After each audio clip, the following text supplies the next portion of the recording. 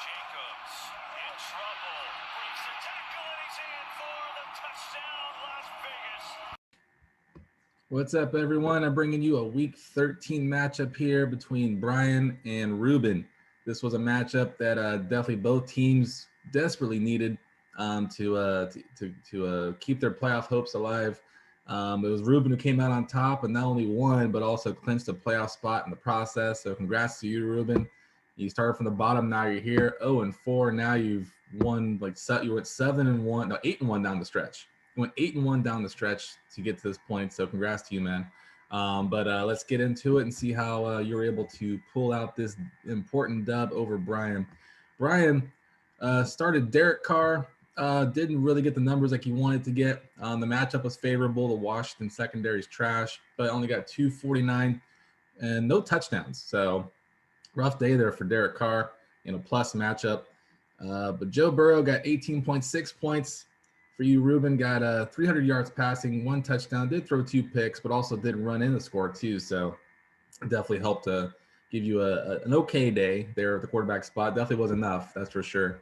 Javonte Williams, who you just freshly traded for from Ross Bryan, got you 26.8 points. He was the only back in this game. There's no Melvin Gordon. So he was able to take all the touches, 23 carries, 102 yards, 6 catches, 76 yards, and a touchdown. So it was a breakout game, I think, for Javonte Williams. So I think he's someone who has a lot of long-term value, especially for a keeper league, you know. Yeah, so I'm guessing that's why he made that trade. But yeah, so he had a monster game.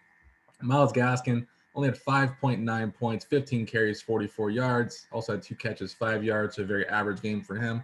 Joe Mixon had a very down game, got into the end zone, but just kind of surprising that he didn't have a bigger game. Although the Chargers defense is pretty tough, so maybe it's not overly surprising. 19 carries, 54 yards, and that TD. Did lose a fumble, too, so it kept him from getting the double digits this week in fantasy numbers. Josh Jacobs had an excellent game here, 13 carries, 52 yards, and a touchdown. Also caught 9 passes for 38 yards. So he didn't get a lot of yards when he caught the ball, but he was a target magnet for Derek Carr. Had 9 catches, caught all 9 of them. So that's definitely a career high for Josh Jacobs. I can say that as a Raider fan. I know he has not caught 9 passes in a game before. So maybe that's a sign of the usage that you can expect going forward, Rueben. That'd be excellent if he gets 13 carries and 9 catches in a game. That's a very nice production there for Jacobs. Michael Pittman had 14 points, had a nice bounce back week here. He's had kind of a down lull here for a while after a hot start. Had 2 carries for 33 yards. Also had 6 catches for 77. So all in all, he had about 110 total yards. Didn't get to the end zone, but that's okay. But maybe not. Maybe you could use a touchdown or 2, Bryan, to get you the win this week, but it didn't happen. OBJ had 9.8 points, caught a touchdown. So he's definitely playing a lot better here with Matthew Stafford as compared to Baker Mayfield, that's for sure. He's caught touchdowns in both his games he's played in. So hey, Rueben he might be someone who can put you over the edge here in the playoffs if he keeps putting up decent numbers. Only had 9.8 this week. That's only because he only had 28 yards, but we'll see what happens with OBJ going forward. Scary Terry wasn't scary this week. 3 receptions for 22 yards. Very bad week there. The Raiders secondary is actually pretty tough. Surprisingly, they aren't very tough in the run game, but against receivers they've been pretty tough. And McLaurin had a tough day overall. Hunter Renfrow at 14.7 points. He is continuing to look like the number 1 receiver going forward. Had 9 catches, 102 yards. He was the guy who kept the Raiders offense going, even though they couldn't score a lot of points. But it wasn't because of him. He was fantastic, like he always is. Travis Kelce had one of his worst games of the season. Had 3 catches for 27 yards. That Chief offense still kind of stuck in neutral. They keep winning, but no one knows how. They just do. And but hey, they put it on Denver still, and that was with no one playing well. So I mean that could be scary for the league. But Kelce down week.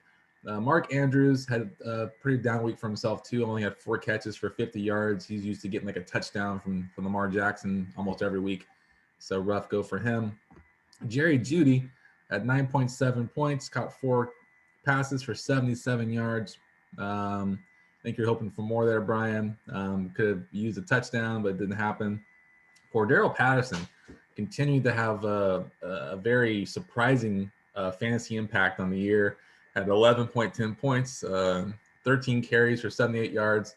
Also caught 3 passes for 18 yards. So he's been absolutely fantastic. Didn't get into the end zone this week, but he's the clear lead back there. Mike Davis isn't doing much, and he's it. So maybe he could win the job in the offseason. He could have some value this next year too. Who knows? But he's been a very nice surprise for you, Rueben. Nick Folk had only 6 points, solid day, but it was kind of tough kicking that win there. Bryan needed Nick Folk to go for like 25 points on Monday Night Football to pull out the W, but Mother Nature said no, that's not happening. We're just going to make the ball go this way and that way, and we're going to make the football teams try to score touchdowns and avoid kicking field goals, and that's kind of what happened. And then Matt Gay had 13 points, kicking the ball in much better conditions up in Florida. So nice day for you there, Rueben.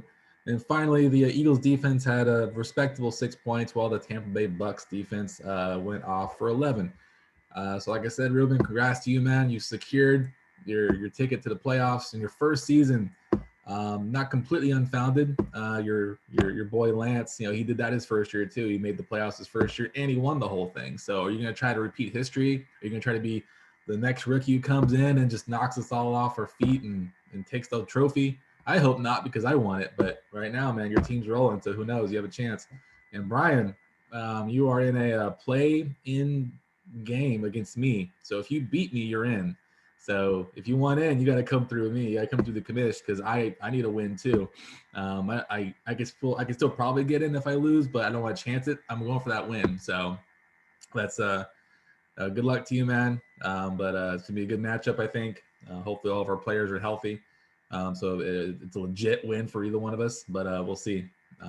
Yeah, man, Bryan, you think you're second in the league in scoring, so you deserve to be in, but I'm not just gonna give it to you.